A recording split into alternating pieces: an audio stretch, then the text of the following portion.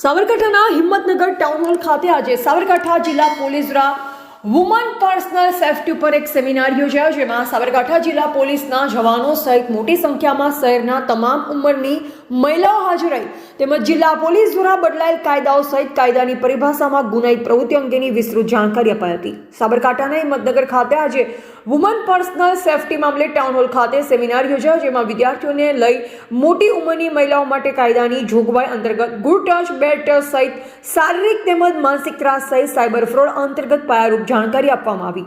ભારતીય દંડ સંહિતા તેમજ ભારતીય ન્યાય સંહિતાની વિગતવાર જાણકારી અપાઈ। અંગ્રેજોના સમયથી ચાલતી આવતી ભારતીય દંડ સંહિતામાં પાયારૂપ ફેરફાર કરી હાલમાં નવી શરૂ કરાયેલ ભારતીય ન્યાય સંહિતાની રજૂઆત પણ કરાઈ હતી। જો કે આજકાલ સૌથી વધુ ગુનાહિત પ્રવૃત્તિ મોબાઈલ તેમજ ઇલેક્ટ્રોનિક્સ ગેજેટ્સથી થાય છે, ત્યારે અંગ્રેજોના સમયમાં મોબાઈલ તેમજ ઇલેક્ટ્રોનિક ગેજેટ્સ નહીવત હતા, ત્યારે પાયારૂપ ફેરફારની પણ વિગતવાર માહિતી અપાઈ, જે પગલે હાજર રહેલ વિદ્યાર્થીઓથી લઈ મહિલાઓને વ્યાપક જાણકારી સહિત કાયદાની સમજ પ્રાપ્ત થઈ। અહેવાલ રાજકમલસિંહ પરમાર, ભારતની અસ્મિતા, સાબરકાંઠા। વિદ્યાનગરી BCA કોલેજમાંથી આવું છું। મારું નામ ખારવા પલક બળવંતભાઈ છે। આજે જે આ કાર્યક્રમ થયું છે એ ઉપલબ્ધ અમને બહુ જાણકારી મળી છે।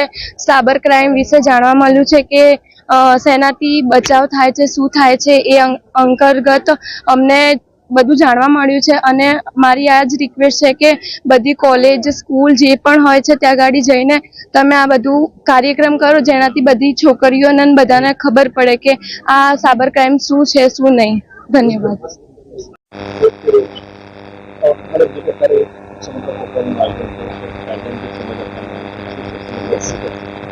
આજરોજ માનનીય DIG સર તેમજ SP સાબરકાંઠા શ્રી તરફથી મળેલ સૂચનાને અનુરૂપ મહિલા સશક્તિકરણ અને મહિલા જાગૃતિને લગત એક સેમિનારનું આયોજન અહીંયા ટાઉન હોલ હિંમતનગર ખાતે કરવામાં આવેલ હતું, જેમાં તમામ સ્કૂલ તેમજ કોલેજમાંથી મળીને આશરે 750 જેટલી મહિલાઓ ઉપસ્થિત રહી હતી। જેમાં સાયબર ક્રાઇમ છે, પોક્સો છે, પોસ્ટ પોલિસી છે વગેરે લગત ટ્રાફિક અવેરનેસ છે, તેમજ તમામ જે પોલીસની સી ટીમની કામગીરી છે એમને લગત વક્તવ્ય આપવામાં આવ્યું હતું અમારા પોલીસ ઓફિસર્સ, PSI શ્રીઓ તરફથી તેમજ મારા તરફથી। અને આ કાયદામાં તમામ લોકોએ ઉત્સાહભર હાજર રહ્યા તેમજ પાર્ટિસિપેટ કર્યું, જેથી આ સમગ્ર ઇવેન્ટ છે ખૂબ જ સક્સેસફુલ સાબિત થઈ છે। અને યસ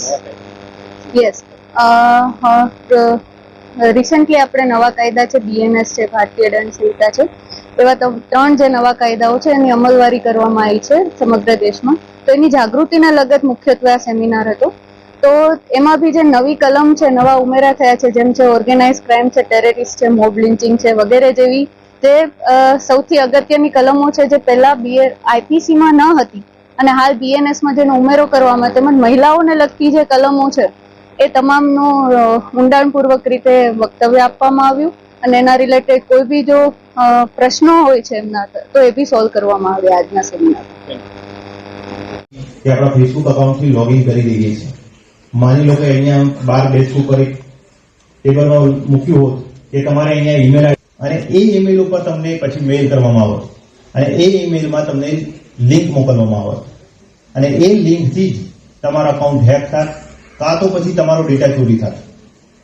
મહિલાઓ માટે તો ખાસ એક વાત કહેવી છે કે જ્યારે પણ તમે સોશિયલ મીડિયા ઉપર કોઈ ફોટો અપલોડ કરો છો તો 2 મિનિટ રાહ જુઓ।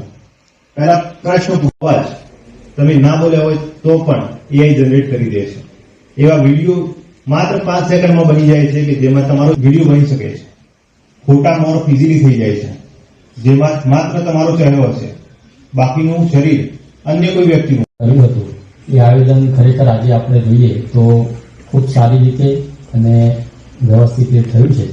એમાં મને ટોકિંગ રાત્રિના પણ વિડીયોઝ આવ્યા હતા, એમાં પણ દરેક જગ્યા ઉપર અમારા પોલીસ ડિપાર્ટમેન્ટ તરફથી દરેક નાનામાં નાના ગરબાઓમાં પણ અમારી તો બહેનો આ વેશમાં અને સી ટીમનો જે યુનિફોર્મ છે એના સિવાય પણ આ બહેનો ત્યાં હાજર રહેતી અને લગભગ લોના સ્ટુડન્ટ કોઈ અહીંયા અવેલેબલ છે? લો કોલેજના કોઈ સ્ટુડન્ટ્સ છે અહીંયા આપણી પાસે? નથી? ગુડ, ચલો। તો હવે આ વિમેન જે વર્કિંગ વિમેન છે એમના માટે એટલો બધો ઇમ્પોર્ટન્ટ છે કે જે તમને આ સેશનના એન્ડમાં ખબર પડશે। હવે વોટ ઇઝ